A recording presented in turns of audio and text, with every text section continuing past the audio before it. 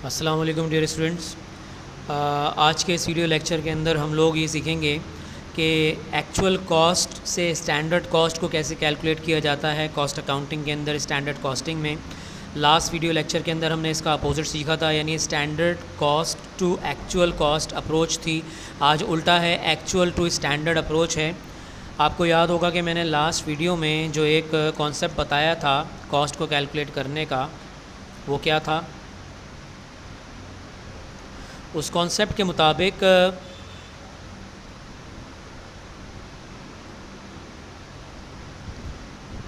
Standard cost हमारे पास सबसे पहले होती है।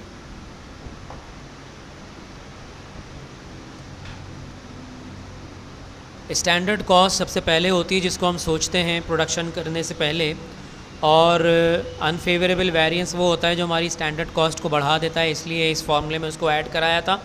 और फेवरेबल वेरिएंस वो होता है जो हमारी स्टैंडर्ड कॉस्ट को कम करता है। तो जब इन तीनों को हम सम अप करते थे तो एक्चुअल कॉस्ट आती थी। अब बच्चों इसी फॉर्मूले को मैं रिवर्स कर दूं, वर्क बैक कर दूं, तो जिस वेरिएंस को मैं लेस करवा रहा था मैं उसको ऐड कराऊंगा, और जिसको मैं ऐड करवा रहा था उसको लेस कराऊंगा। यानी अगर मैं सीधी तरह बात करूं, आम फहम बात करूं, तो फॉर्मूला ये था, स्टैंडर्ड कॉस्ट में प्लस हुआ था अनफेवरेबल वेरिएंस, माइनस हुआ था फेवरेबल वेरिएंस, और इक्वल्स आया था, बराबर आया था एक्चुअल कॉस्ट के। ठीक है, अब हमें एक्चुअल कॉस्ट तो गिवन होगी, हमें स्टैंडर्ड को निकालना है। तो ये वाले स्टैंडर्ड कॉस्ट को निकालना है, तो ये जो दोनों वेरिएंसेस यहाँ पर प्लस और माइनस के हैं, वहाँ पर जाकर एक्चुअल कॉस्ट राइट साइड पे जाके इनकी साइन चेंज हो जाएगी।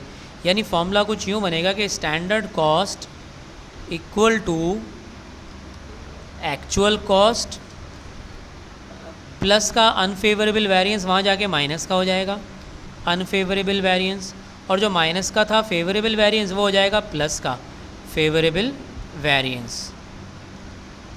तो ये फॉर्मूला बनेगा, यानी एक्चुअल कॉस्ट में माइनस कराएं अनफेवरेबल और प्लस कराएं फेवरेबल को। यानी मैं फॉर्मूला यहाँ लिख देता हूँ कि एक्चुअल कॉस्ट जो गिवन होगी उसको लेके चलेंगे हम लोग, और उसमें हमें लेस कराना होगा अनफेवरेबल वेरिएंस को,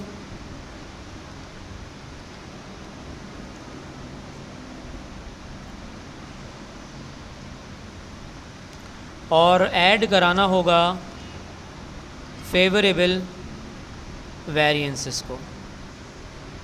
और जब आप इन तमाम को सम करेंगे तो लाइक बिफोर आपके पास अब आएगी, जो भी अमाउंट आएगा that will be called standard cost.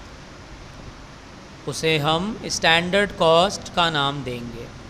So this is the concept, इसी के तहत हम आगे बढ़ने वाले हैं। So first of all calculate कर लेते हैं रिक्वायरमेंट के मुताबिक standard cost for direct material, direct labour and factory overhead. Standard cost of direct material. तो डायरेक्ट मटेरियल की स्टैंडर्ड कॉस्ट निकालने के लिए जो actual cost of material given है पहले वो ले लें आप, विच इज़ 1,98,000, और इनके दोनों वेरिएंसेस हैं, अनफेवरेबल भी और फेवरेबल भी है। इस बार अनफेवरेबल को हम लेस कराने वाले हैं, less material price variance unfavourable, और वो है 15,000 का। और ऐड करवाने वाले हैं मटेरियल क्वांटिटी वेरिएंस जो कि है फेवरेबल, एफ फॉर फेवरेबल 3450। इन तमाम का सम करेंगे जो कि आएगा 186450, 186450। This is called our standard cost of material. This is our answer. अब standard cost of direct labour, same इसी कॉन्सेप्ट पर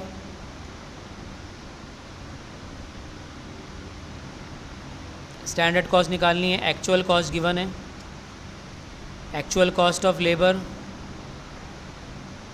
विच इज़ 438,500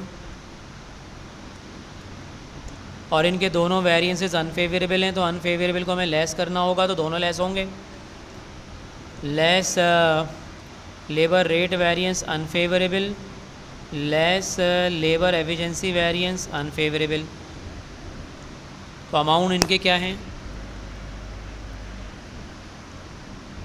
5,400 रेट वेरिएंस है, 5,400 रेट वेरिएंस और 8,760 ये भी माइनस हो जाएगा। तो इन सब को जब हम सम अप करेंगे तो बन रहा है 424,340।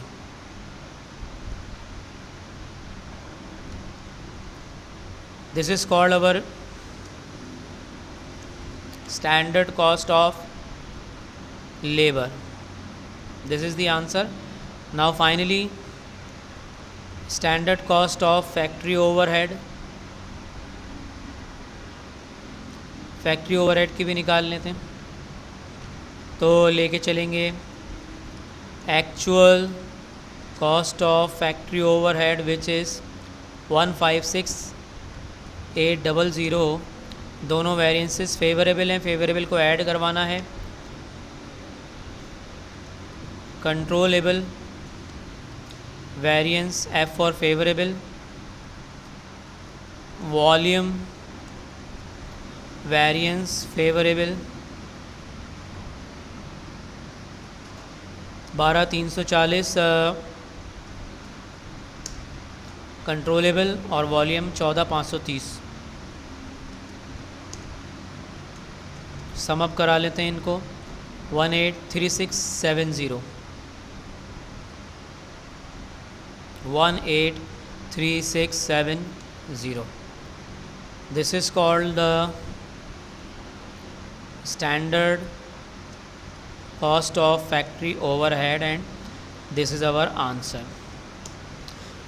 बच्चों ये थी हमारी एक्चुअल टू स्टैंडर्ड अप्रोच और इसकी दूसरी रिक्वायरमेंट भी वही जनरल एंट्रीज़ की है जो लास्ट मैंने आपको बताया था कि जर्नल एंट्रीज़ का डाटा सारा मौजूद है हमारे पास। स्टैंडर्ड कॉस्ट भी है, एक्चुअल कॉस्ट भी है, वेरिएंसेस भी हैं, तो इसको अच्छी तरीके से देख लीजिए। ये टॉपिक भी हमारा पूरा हुआ। इंशाल्लाह नेक्स्ट टॉपिक में आपसे मुलाकात करेंगे। टिल देन अल्लाह हाफ़िज़।